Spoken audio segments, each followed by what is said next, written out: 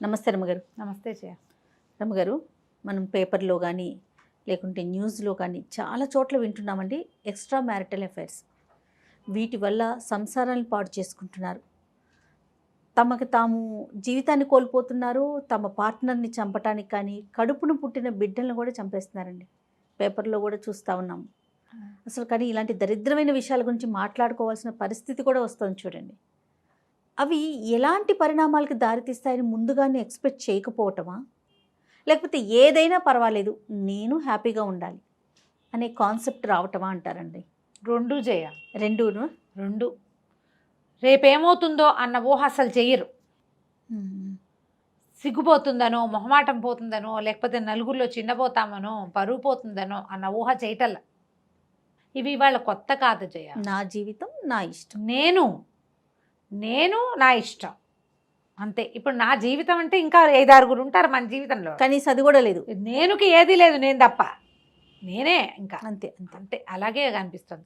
నువ్వు పేపర్ చూడు, ప్రతిరోజు పేపర్లో సాక్రం సంబంధానికి అడ్డొస్తున్నాడు, పిల్లని చంపేశారు, లేదా సెకండ్ మ్యారేజ్ చేసుకుంటే మొదటి ఆ పిల్లల్ని వీళ్ళే చంపేశారు, అలాంటివి. భర్తను అడ్డు తొలగించుకోవటము సినిమాటిక్గా కూడా.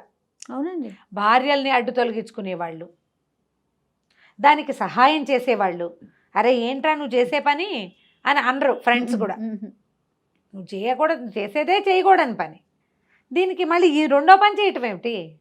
చేసేది ఒక తప్పుడు పని అయితే దానికి తోడు హత్యలు కూడా చేస్తామంటే దానికి సుపారీలు ఇచ్చి డబ్బు అవసరాలు కనపడతాయి కదా ఇట్లాంటివి. అసలు మనుషులు ఎలా అయ్యామంటే మనం ఎంత సెల్ఫిష్గా అయిపోయామో జయ. అవునండి. పూర్తిగా పశువుల్లాగా అవడానికి దగ్గరలో ఇంకా కొంచెం చిన్న ఇది ఉందన్నమాట, గ్యాప్ అంతే. పెళ్ళిళ్ళు చేసుకున్నట్టు ఇప్పుడు ఏదో ఎవరో కాదు, లవ్ మ్యారేజెస్ చేసుకున్న వాళ్ళు కూడా ఎక్స్ట్రా మ్యారిటల్ అఫైర్స్లోకి దిగుతున్నారు. అసలు నాకేం కావాలి అనే ప్రశ్నే ఉండదు వాళ్ళకి. వాళ్ళు అప్పుడు ఏది కావాలనిపిస్తే అది చేసేయటం. విచ్చలవిడితనము అంటే ఈజీగా అవతల వాళ్ళని అప్రోచ్ ఎందుకు దొరికేటువంటి రకరకాల దారులు. మనం ఏం చెప్పుకుంటాం జయ, భలే బిజీ, మనకు చాలా బిజీగా ఉంటున్నాం, మనం చాలా స్ట్రెస్ ఉంటుంది. ఇంత స్ట్రెస్ ఇంత బిజీలో ఉన్న పార్ట్నర్కే ఏ న్యాయము చేయలేని దుస్థితిలో ఉండి ఎక్స్ట్రా మ్యారిటల్ అఫైర్స్కి మాత్రం బాగా వెళ్తారు. అది థ్రిల్ ఇస్తుంది జయ, థ్రిల్లింగ్గా ఉంటుంది. జనాలకి కిక్ కావాలి ఎప్పుడు, దానివల్ల వచ్చేవి అనవసరం. అప్పుడు ఆలోచన రాదు కదా జయ, అప్పుడు ఆలోచన రాదు. ఇప్పుడు మనకి ఎట్లా చూడు, ఏదైనా ఒక వస్తువు రుచికరమైంది, పకోడీలు కనపడంగానే తినాలనిపిస్తుంది. దానివల్ల ఏమేమి రావచ్చో మనకు తెలుసు కదా, అందరికీ తెలుసు. ఇప్పుడు మానేస్తాము మనం, కొంతమంది మానేస్తారు, కొంతమంది కంట్రోల్గా ఉంటారు. పర్యవసానాలు ఆలోచించుకుని ఇది మనకు సూట్ కాదు, దీంతో ఇబ్బంది వస్తుంది, యాసిడిటీ వస్తుంది, వాడు ఏ నూనె వాడాడో, ఆ పిండి రోడ్డు మీద పిండి ఎంత దుమ్ము పడిందో, వాడి చేతులు శుభ్రంగా ఉన్నాయో లేదో, క్లెన్లీనెస్ లేదు, హైజీన్ లేదు, జర్మ్స్ వస్తాయి. తర్వాత అందులో వేసే పచ్చడితో ఎంబీబీఎస్సిస్ వస్తుంది. ఇలాంటివన్నీ ఆలోచిస్తున్నాయి చెప్తా కదా లిస్ట్, నీకు లిస్ట్ మొత్తం ఆలోచించుకుని మానేస్తాడు ఒకడు. టెంప్టేషన్ ప్రతివాడికి వస్తుంది. టెంప్ట్ అయిన వాడే టెంప్ట్ అయినట్టు కాదు, టెంప్ట్ కాని వాడికి కూడా టెంప్టేషన్ ఉంటుంది, కానీ వాడు అవడు, కంట్రోల్లో ఉంటారు, వాడు ఆగుతాడు. ఈ టెంప్ట్ అయ్యేవాడు ఒకడు ఉంటాడు, ఇక వాడు దిగుతాడు. ఇందులో మళ్ళీ టెంప్టేషన్లో కూడా కొన్ని రకాలు ఉంటాయి. వీడు ఏమైనా అయిపోని అని దూకేవాళ్ళు కొంతమంది ఉంటారు. వాళ్ళు ఇట్లా బజార్లకి, పేపర్లకి, టీవీలకి ఎక్కుతారు. ఏమైపోయినా సరే. నిజానికి ఆ ఎక్స్ట్రా మ్యారిటల్ అఫైర్స్లో అవతల వాళ్ళు పార్ట్నర్ కాకుండా, తమ సొంత పార్ట్నర్ కాకుండా, వాళ్ళేమీ భూలోక రంబలు కాదు, కానీ వీళ్ళకి ఎక్సైట్మెంట్నో థ్రిల్నో కలిగించే ఒక లక్షణం ఏదో ఉంది వాళ్ళ దగ్గర, అంతే. మగవాళ్ళు అంతే, మొగుళ్ళ కంటే అవతల వాళ్ళు ఎవరో అద్భుతమైన వాళ్ళు అవ్వడానికి ఏం పెద్ద అవకాశం ఉండదు. ఎవడైనా ఒకటేనమ్మా, ఒక అలవాటు అయిపోతే అందరితోటి మొనాటనీ వస్తుంది. ఇప్పుడు ఈ ప్రాబ్లమ్స్ అన్నీ ఏంటంటే ఒకళ్ళతో ఒకళ్ళకి పడక కొన్ని చోట్ల ఎక్స్ట్రా ఎఫైర్స్ వస్తాయి. అవును, పడినా మొనాటనస్గా ఉండి జీవితం ఆసక్తికరంగా లేక వస్తాయి. థ్రిల్ని కోరుకునేవాళ్ళు. ఇంకొంతమంది ఏంటంటే ఒకదానికే కట్టుబడి ఉండాలన్న మనస్తత్వం లేని వాళ్ళు, తుమ్మిదల్లాగా అన్నిటి మీద వాలి అన్ని రసాలు రుచి చూడాల్సిందేననే ధోరణి ఉన్నవాళ్ళు. వీళ్ళందరితోటి ఏంటంటే సమాజం సర్వనాశనం అయిపోతుంది. వాళ్ళ జీవితంతో పాటుగా వాళ్ళ విలువ మర్యాద నీకు బయటపడనన్నాళ్ళు నువ్వు ఏడిపోయినా ఏడుస్తావు. వన్స్ బయటకు వచ్చేసారు కల్లా మీ పిల్లల్లో లేదా వాళ్ళ కజిన్స్ పిల్లల్లో కొంతమంది ఆయన చేయలే, మేము చేస్తే తప్ప అని దిగుతాయి కొంది. అవును. మనుషుల మీదే నమ్మకాన్ని పోగొట్టుకుంటాయి ఇంకొన్ని. పెళ్ళొద్దని. పెళ్ళొద్దనుకుంటారు. అవును పెళ్లి చేసుకుంటే వాళ్ళు కూడా ఇలాంటివే చేస్తారండి. అని. ఒకళ్ళకి కట్టుబడి ఉండటం అనేది నిజానికి అంత అవసరమా కాదా అనేది ఆలోచించేవాళ్ళు ఇంకొంతమంది. ఎందుకు పెళ్ళి హాయిగా ఉంటాం, అందుకని ఇంకొంతమంది ఏంటంటే కలిసి ఉంటాం పెళ్లి చేసుకోం. పెళ్ళి అంటే బాధ్యత, పెళ్ళి అంటే బరువు, పెళ్ళి అంటే అది. కలిసి ఉంటే మాత్రం ఒడంబడికగా ఉండాలిగా ఒకళ్ళకొకళ్ళు. అవును చాలా రోజుల క్రితం మన మాలతి చంద్రు గారిది ఆలోచించని ఒక నావెల్ ఉంది. భార్యాభర్త ఇద్దరు వీళ్ళు కొన్ని ప్రత్యేక పరిస్థితుల్లో అలా కలుసుకుంటారు. వాళ్ళ ఇంటికి వస్తాడు అతను ఏదో సందర్భంలో. క్రమంగా వాళ్ళిద్దరి మధ్య బంధం బలపడుతుంది, పెళ్లి చేసుకుంటారు. మా నాన్న ఒప్పుకునే పెళ్లి చేసుకున్నాక అతను కొంచెం సంపాదన మీద ఆసక్తి పెరుగుతుంది, బాగా వ్యాపారం చేస్తాడు. ఈవిడ పిల్లల్ని చూసుకుంటుంది, ఇద్దరు పిల్లలు. పిల్ల పెళ్ళి కూడా అయిపోతుంది. ఆ సమయానికి ఇతనికి ఆఫీస్లో ఉండే పర్సనల్ అసిస్టెంట్ తోటి సంబంధం ఏర్పడుతుంది. పెద్దవాళ్ళు వీళ్ళు, యంగ్స్టర్స్ అని చెప్పట్లేదు, నడి వయసు వచ్చాకే. ఆ అమ్మాయి కాస్త ప్రెగ్నెంట్ అవుతుంది. అప్పుడు ఈవిడికి తెలుస్తుంది, ఏం చేయాలో తెలియదు. భర్తను వదిలిపెట్టి వెళ్ళిపోతుంది, ఉండనని. అతను ఏజ్ పెరిగాక ఏదో ఒక రిలాక్సేషన్ దీనికోసమని ఆ అమ్మాయితోటి సంబంధం మెయింటైన్ చేశాడు తప్ప పంచప్రాణాలు పెళ్ళామంటే అతనికి. భార్య అంటే పంచప్రాణాలు ఉన్న వాళ్ళు కూడా ఖచ్చితంగా ఇలాంటివి చేస్తారు. నా మనసులో మాట ఎంత కరెక్ట్గా చెప్పారు. చేస్తారు. అదే పంచ ప్రాణాలు అయి ఉండి ఎట్లా అఫైర్ పెట్టుకుంటారండి? ఇదేం పెద్ద విషయం కాదనిపిస్తుంది జయ. అప్పుడు అది తప్పు కాదనిపిస్తుందా? అది పెద్ద విషయమే కాదు. నేను తనకేం అన్యాయం చేయట్లా అని వాళ్ళు మోసపుచ్చుకుంటారు. నేను తనకేం అన్యాయం చేయట్లా, ఆస్తంతా తన పేరు మీదే ఉంది, ఇల్లంతా తన పేరు మీద, ఇల్లంతా తన పెత్తనంలోనే నడుస్తుంది. నేను చేసేది పెద్ద తప్పే కాదు. వాళ్ళు చాలామంది చేయట్లా ఇవాళ రేపు అలా అనుకుంటారు. అలాగా తామని తాము నమ్మించుకుంటారు. తను నాకు కట్టుబడి ఉంది, నేను కూడా అలానే ఉండాలి అనే ఇంగితం మాత్రం ఉండదు. ప్రతి వాళ్ళు నా భర్తో నా భార్యో ఇదే చేస్తే నాకు ఎలా ఉంటుంది అన్న క్వశ్చను అసలు రానే రాదు. ఈవిడ ఇంట్లో నుంచి వెళ్ళిపోయాక ఒక ఆశ్రమానికి ఎక్కడికో వెళ్తుంది. అక్కడ బోధలతోటి మెల్లిగా సర్దుకుంటుంది. సర్దుకుని ఈ అమ్మాయిని తెచ్చి తన దగ్గరే పెట్టుకుంటుంది. ఆ అమ్మాయితోటి ఆయనకి మానసికమైన సంబంధం లేదు, మానసికంగా ఆ అమ్మాయితోటి డిపెండెన్సీ లేదు. అయ్యో పాప అనిపిస్తుంది తప్ప. ఈవిడే ఆ అమ్మాయిని చూస్తుంది.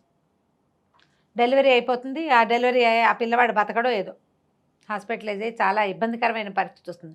కూతురు కొడుకు ఎందుకమ్మా దాన్ని తెచ్చి ఇంట్లో పెట్టుకున్నా ఉంటారు. మరి మీ మామగారు దగ్గరుండి పెళ్లి చేశాడు, వీళ్ళిద్దరికీ తాళి కూడా కట్టించాడు, అప్పుడు అడగలేదు, అప్పుడు పోలేదు ఆ పరువు, ఇప్పుడు పోతుంది ఆ పరువు పోతుంది, అందరు నవ్వుకుంటున్నారు, అలా మాట్లాడతారు. ఆలోచించు. పుస్తకం కనుక దొరికితే చదవండి నిదానంగా. మనకి ఇలాంటి బాంధవ్యాలు మన ఇంట్లో వాళ్ళకి ఉన్నా, మనకే ఉన్నా, మనమే పెట్టుకోవాలనిపించిన ఇలాంటి కథలు ఏమైనా చదివితే కొంచెం ఆలోచన మారుతుంది. ఇప్పుడు ఇలాంటి సందర్భంలో ప్రతిసారి ఇలాగే జరుగుతుందా? ఆ రెండో వాళ్ళ కోసమని మొదటి భార్యని పిల్లల్ని అన్యాయం చేసేసేవాళ్ళు, వదిలేసేవాళ్ళు, చంపేసేవాళ్ళు, లేచక్కపోయేవాళ్ళు ఎంతమంది అయ్యారు. ఇప్పుడు ఎన్ని రకాలు వచ్చినాయి. ప్రతి వాళ్ళు కూడా ఆలోచించాల్సింది ఏంటంటే, నేనేం చేస్తున్నాను అసలు? ఒట్టి ఎక్సైట్మెంట్ కోసమే నేను ఇంకొకళ్ళతో సంబంధం పెట్టుకుంటే మనతోటే ఉన్న వాళ్ళది పరిస్థితి ఏంటి అని ఆలోచించట్లా. ఒక వ్యాలిడ్ పాయింట్ ఇందాక మీరు చెప్పింది ఏంటంటే, నేనేం అన్యాయం చేయట్లేదు కదా అంటారు. అదొక్కటే వినిపిస్తూ ఉంటుంది రమ్మగారు. ఈ అన్యాయం చేయటం అంటే ఏమిటి? ఆమెకి ఒకళ్ళకి సొంతమైనటువంటి నీ తాలూకు బాంధవ్యాన్ని, నీ తాలూకు ఎమోషనల్ బాండేజ్ని ఇంకొకళ్ళకి పంచడం తప్ప కాదా? అది డబ్బిస్తావు, ఆస్తి స్వాస్తి ఇస్తావు, అది చాలా నీకు సరిపోతుందా? పిల్లల్ని ఇస్తాడు, ఆ పిల్లల్ని కూడా ఇస్తారు చక్కగా. అది నీకు సరిపోతుందా? నేను నీతోటే ఉంటా, నా మనసు కోసం మాత్రం నేను ఇంకొకళ్ళతోటి స్నేహం చేస్తా. నువ్వు శరీరం కోసం స్నేహం చేస్తావు. నువ్వు మీ ఆవిడ ఎవరితోటైనా ఇంకోళ్ళతో ఫ్రెండ్షిప్ చేస్తుంది మనసు కోసం. ఓకేనా? ఆ ప్రశ్న వేసుకోవాలి కదా. ఆడైనా మొగైనా ఖచ్చితంగా ఇద్దరు అండి. ఆడైనా మొగైనా మా ఆయనకి అన్నీ నేనే చూసుకుంటాను, అన్నీ నేనే చూస్తా, కానీ నాకు ఎవరితోటో ఫ్రెండ్షిప్ ఉందని ఆడాళ్ళు చెప్పచ్చా? అట్లా కుదురుతుందా? కుదరదు కదా అస్సలు. ఈ భార్యాభర్తల బాంధవ్యంలోనే ఈ సమస్య వస్తుంది చేయ. అవునండి. మన అమ్మ మనకన్నీ చేస్తూ పక్కింటి పిల్లల్ని కూడా మనలాగానే ప్రేమిస్తే మనకు నచ్చుతుందా? అసలు పిల్లలైతే వేరే వాళ్ళ చంటి పిల్లని ఎత్తుకున్నా ఒప్పుకోరు. అవును. ఈ పొసెసివ్నెస్ ఉంటుంది కదా జయ, ఉంటుందిగా. పోని కాదు, మీకు అవతల వాళ్ళ మీద ప్రేమే కుదిరింది, వీలైతే పార్ట్నర్ నొప్పించుకోండి, మీ వశమైతే పార్ట్నర్ నొప్పించి చేయండి. పాత రోజుల్లో ఒక విషయం చెప్పాలి ఇక్కడ. ఆ, జమీందారులు, రాజులు వీళ్ళందరికీ 5-6 భార్యలు, 7-8 మంది స్త్రీలు ఉండేవాళ్ళు. జరిగేవి ఇవి. నేను కొత్తగా చెప్పట్లేదమ్మా. అవును, నేనేదో పిచ్చి మాటలు చెప్తున్నాను అనుకోకండి.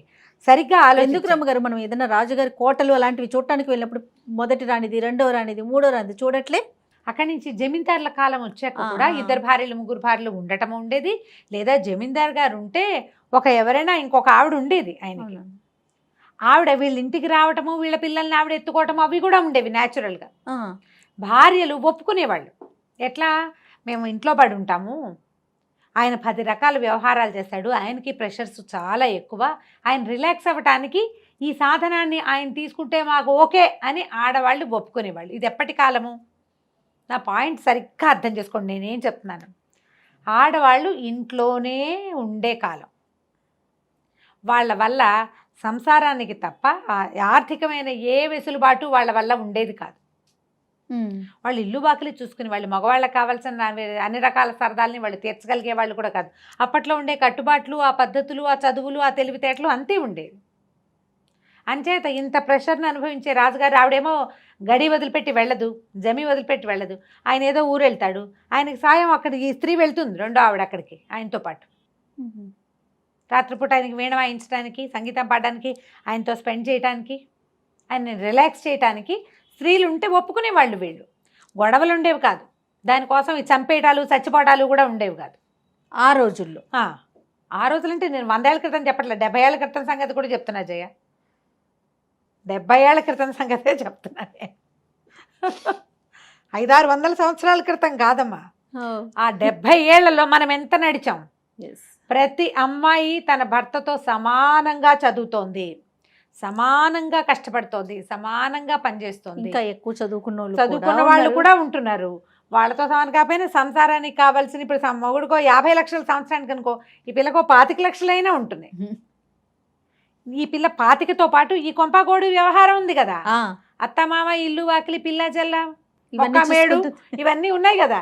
ఇవన్నీ వీళ్ళు చూసుకుని భర్తలకి దగ్గరగానే వీళ్ళు కూడా సంపాదిస్తున్నప్పుడు వాళ్ళకి పూర్తి న్యాయం చేయాలా వద్దా, అంతే. అది కదా మనం ఆలోచించాలి. ఖచ్చితంగా అండి. ఈ పాయింట్స్ని మనం ఆలోచించకుండా పూర్వకాలం 2-3 ఉంచుకునే వాళ్ళని చెప్తే ఎట్లాగా పళ్ళు రాలగొట్టాలనిపిస్తుంది. నేను ఆ మాట చెప్పట్ల. పాత సంగతి ఎందుకు చెప్తున్నానంటే అప్పటి పరిస్థితే వేరు. అవును, ఆ రోజులు, ఆ పద్ధతులు, ఆ వ్యవహారాలు వేరు పూర్తిగా. ఆడవాళ్ళకి అసలు కనీసం ఇట్లా ఆరోగ్యాన్నో సౌందర్యాన్నో పోషించుకునే అవకాశం కూడా ఆ రోజు ఉండేది కాదు. ఇప్పుడు అన్నీ పెరిగినాయి, మరి దాంతోపాటు ఇవి పెరిగి చచ్చినాయి. సంబంధాలు అప్పుడు ఉండేవి, ఇప్పుడు చావులకి వచ్చింది కదా. అవును, చావులు, డివోర్సు, మళ్ళీ పునర్వివాహాలు, ఆ మధ్యలో పడి పిల్లలు నలిగిపోవటం. మా అమ్మ నాన్న, మీ అమ్మ నాన్న అని చెప్పుకోవాల్సిన దుస్థితి. నా పిల్లలు, నీ పిల్లలు, మన పిల్లలు అనుకుంటూ. ఆ పిల్లలు ఎప్పటికైనా సాటిస్ఫై అవుతారా వీటి వల్ల? ఎంత బాధపడతారు పాపం. అది కదా మనం ఆలోచించాలి. ఇప్పుడు తప్పనిసరి పరిస్థితి, దుర్వ్యసనాలు, వాళ్ళతో చాలా బాధలు, ఏవో కష్టాలు, జబ్బులు అంటే పోనీ అనుకోవచ్చు, ఏమీ ఉండదు. ఆ క్షణానికి ఎవరైనా ఆడో మగో కనపడితే వాళ్ళని చూసి టెంప్ట్ అయ్యి, కంట్రోల్ లేక, జీవితం పట్ల అవగాహన లేక, రేపొద్దున ఏం ప్రాబ్లం వస్తుందో అన్న ఆలోచన లేకుండా, భవిష్యత్తు ఊహించకుండా, నా పార్ట్నర్ కూడా ఇలాగే ఎవరైనా చూసి లాలచ పడితే ఏమవుతుంది మన జీవితం అన్న ఊహ లేక అంతే తొందరపడిపోతారు. ఆలోచించండి. ప్రధానంగా మనకు కావాల్సింది ఏంటి? సెల్ఫ్ కంట్రోల్ అని ఒక పాయింట్ ఉంటుంది, దాన్ని వృద్ధి చేసుకోండి. ఆడైనా మొగైనాను. ఆడవాళ్ళు నేను ఇంకో మంచి విషయాలు కొన్ని చెప్తా. మంచి అనకూడదు, దీన్ని ఇంట్రెస్టింగ్ విషయాలు అనమాట. ఇలా జరుగుతుందా అని. మొగుళ్ళతో అన్నీ చక్కగా శుభ్రంగా బాగానే ఉంటారు, ఎవరితోటో ఫోన్లో చాట్ చేస్తూ ఉంటారు. వాళ్ళు ఎవరో కూడా వీళ్ళకి తెలియదు. తెలిసిన వాళ్ళతో చాట్ చేసే వాళ్ళు ఉన్నారు. అసలు ఎన్ని రకాల మాటలు మాట్లాడతారో వాళ్ళు. ఇది తప్పేనమ్మా. నేనేమి శారీరకంగా సంబంధం పెట్టుకోవట్లేదు కదా, నేను వాళ్ళ ఇంటికి వెళ్ళట్లేదు కదా, అలాంటి పిచ్చివాగుళ్ళు వాక్కండి. మీరు ఈ చేసే దాన్ని కూడా వ్యభిచారం అనే అనాలి, పాడు మాట అనాలి. అదే ఎక్సైట్మెంట్ కోసం చేసేవే జయ. ఇవి మిమ్మల్ని ఎంత ఇబ్బంది పెడతాయంటే ఒక దశలో సజావుగా ఎవరికి తెలియకుండా నడిచిన నాళ్ళు నడిచిపోతుంది. ఎన్ని రోజులు సాగుతుంది రమ్మగారు? అనుక్షణం భయమేగా, ఎప్పుడు భయమే. ఆ భయం వల్ల వచ్చే ఎక్సైట్మెంట్, ఆ ఎక్సైట్మెంట్ కోసమే చేస్తారు జయ, ఆ ఎక్సైట్మెంట్ కోసమే చేస్తారు. ఈ ఎక్సైట్మెంట్ మీ పార్ట్నర్ మనసులో ఎప్పటికీ మిమ్మల్ని చెడుగానే ఉంచుతుంది. ఉంచుతుంది. మీ పిల్లల దృష్టిలో మీరు ఎప్పుడూ చెడిపోయిన వాళ్ళుగానే ఉంటారు. ఇవాళ రేపు అందరూ చేస్తున్నారు లాంటివి చెప్పకండి. అందరిలో మీరెందుకు ఉండాలి? ఎందుకు ఉండాలి? ఇవి కూడా ఇవాళ రేపు చాలా పెరుగుతున్నాయి జయ, కేసులు వస్తాయి వింటుంటా కదా. అవునవును. నువ్వు ఎంతసేపు అంటావు మీకు ఎందుకు, ఇప్పుడు ఎర్లీ ఏజ్లో మొహం మీద గీతలు వస్తున్నాయని విని విని వస్తున్నాయి. మరి ఇలా కూడా ఇంత అన్యాయంగా ఉన్నారా రమ్మగారు? ఇది ఒక అన్యాయమా? ఇంకా భయంకర అన్యాయాలు ఉన్నాయి బోల్డ్ అని. ఎటువంటి అంటే దానివల్ల ఎటువంటి ఉపయోగం లేదు, పైసాకి లేదు. పైసాకి లేదు, కానీ అయినా- టైంని వేస్ట్ చేసుకోవటం మీరు అన్నీ అన్నట్టు waste ఎక్సైట్మెంట్ ఏమో బహుశా. ఎక్సైట్మెంట్ తోటే వస్తాయి ఇవి. రేపు మన దయచేసి పిల్లలు అదే చేస్తారు కదా. చేస్తారు. అసలు రేపు అనే ఆలోచనే లేదేమో బహుశా. రేపు కాదు, ఇది తెలిస్తే అన్న ఆలోచనే చెయ్యరు. ప్రధానమైనది ఏంటంటే ఎవరికైనా తెలియక్కర్లా, మీకు మీకు తెలుసు కదా. ఎస్, ఒకసారి నేను కరెక్టేనా అని ఆలోచించుకోండి. నువ్వు రాంగు రాంగు అని వస్తుంది. పోనీ నాలా ఇలాంటిదే మన పార్ట్నర్ కూడా చేస్తే అని పెట్టుకోండి రెండో క్వశ్చన్. ఈ 2 క్వశ్చన్లు ఉంటే ఆటోమేటిక్గా సెట్ అయిపోతుంది. ప్రశ్నించుకోవాలి. మళ్ళీ ఈ ప్రశ్న ఊరికే నేను చెప్పినట్టు నాలుగుతోటి కాదు, మనసుతో లోపల నుంచి గుండెల్లో నుంచి రావాలి ఆ ప్రశ్న. ఇదే ఊహ, ఇదే పని నా పెళ్ళామో నా మొగుడో చేస్తే నాకు ఓకేనా, నాకు ఓకే అని వచ్చింది అనుకోండి మీ ఆన్సర్, పర్వాలే వాళ్ళు కూడా. ఇక మీకు పెళ్ళెందుకు, సంసారం ఎందుకు, కుటుంబం ఎందుకు, లెచ్చకపోతే సరిపోతుంది. ఎవరి దారిని వాళ్ళు అంతే సెపరేట్ అయిపోయి ఎవరి దారిని వాళ్ళు వాళ్ళకి నచ్చింది వాళ్ళు చేసుకోవచ్చు. అలా చేసినా నయంగానే ఉంటుంది ఎంతో కొంత. ఈ కలిసి ఉండి మీతో పాటు ఒక సంసారాన్ని వృద్ధి పొందించి ఇలాంటి వ్యవహారాల్లోకి దయచేసి దిగద్దు. నమస్తే రమ్మగారు. నమస్తే చెయ్యి.